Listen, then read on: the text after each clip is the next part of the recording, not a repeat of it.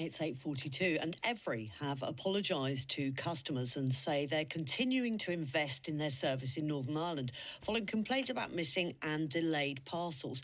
The courier company opened a new £1.3 million depot in Mollusk in County Antrim in September. Well, GMB, the union which represents some Evri staff, said the site had teething issues, which were making contributions to delays, and dozens of customers have been sharing their stories on social media, and some of you have been sharing them with us this morning, about lost and missing deliveries in the run-up to Christmas, as well as criticising the customer service that they're receiving from the company. Yeah, it's 81771 if you want to text us. Alison McNeely from Ballyclare regularly purchased pet food online, but since her supplier switched to Evri, she's had difficulty locating her parcels. She now goes to the supermarket for her cats at double the cost. We've had problems getting the cat food delivered. So it started off where it was maybe just a little bit late, the odd parcel lost, then parcels just completely disappeared. And then from end of August this year, we haven't been able to get any cat food delivered at all. You know, I asked the driver the other day and he just said that the big parcels are just sitting in the depot. They're not going out for delivery.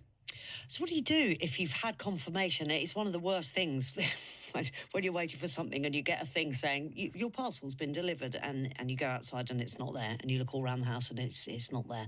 Scott Dixon's with us, who's a consumer expert. Let's start with that one, Scott. Well, and it's gone missing, it's been stolen, or it's damaged, the retailer is responsible because your contract is with the retailer, and they need to ensure that your goods arrive safely within 30 days unless another time frame is agreed. And the law also states that the goods remain at the trader's risk until they come into your physical possession or a person identified by the consumer to take possession of the goods. So if something's not arrived, or it's been stolen, or it's damaged, you should contact the retailer to find out where it is, because they engage the courier and make your problem theirs. Why does it happen though that you get this message that says it's been delivered to your house when it clearly hasn't? What's usually the explanation for that in your experience? Well, my own experience recently was with Evri, funnily enough, and I got a message to say that my parcel had been safely delivered, and I saw the driver leave it on my doorstep and walk away. He didn't even ring me bell, knock on my door, and I ran out and confronted him, and he just denied it, and he was doing the same to every other doorstep on the estate.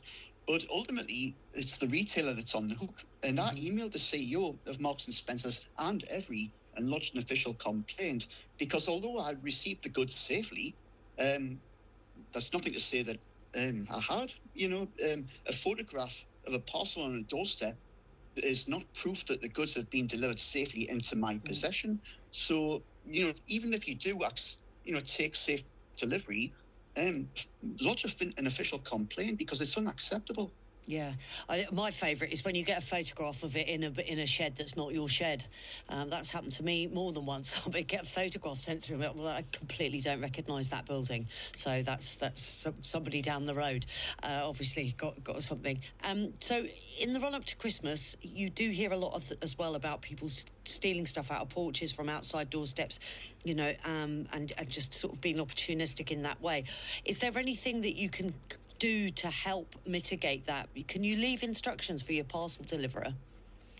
Yeah, I mean, first of all, I would say never nominate a safe place if you have. Really? Because if you will, the problem is you're shifting the responsibility from the retailer to yourself. Okay. So if you nominate a safe place, and you have instructed a courier to leave a parcel in a porch or somewhere else, behind a shed and things like that, if it goes missing, that's on you, because they have followed your instructions. I see. So what I would suggest is maybe ask a trusted neighbour if they can take parcels in for you as their designated safe place, or maybe use a local convenience store that has safe drop-off points. But the risk remains the same.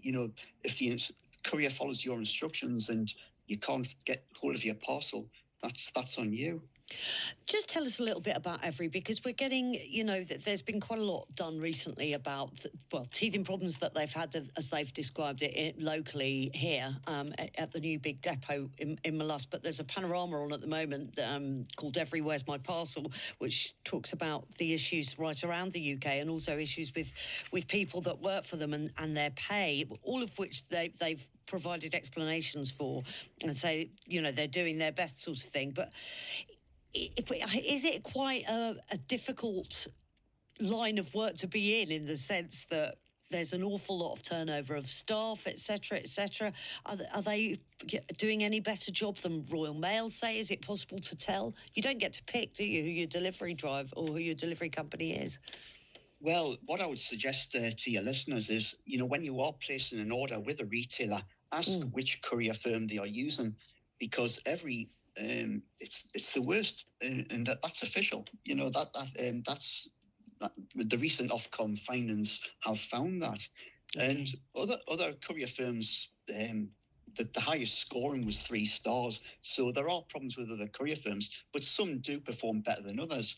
So, for example, I use a retailer who uses Royal Mail and never had any problems, because they do knock on your door. They make sure that your parcel is safely delivered into your possession and things like that. But, if you're being stonewalled by the retailer and Evri, and you're getting nowhere and you're out of pocket, like the lady with the cat food for months on end, just contact your bank and make a chargeback and say you want to dispute the transaction, breach of contract under the Consumer Rights Act 2015, unfulfilled order, and the bank steps into your shoes and claws the money back, and the retailer is given an opportunity to defend the dispute. It's very problematic for chargebacks to be dealt with. So that's another route as well if you're struggling to get things sorted out. Much appreciated. Thanks a million, Scott Dixon.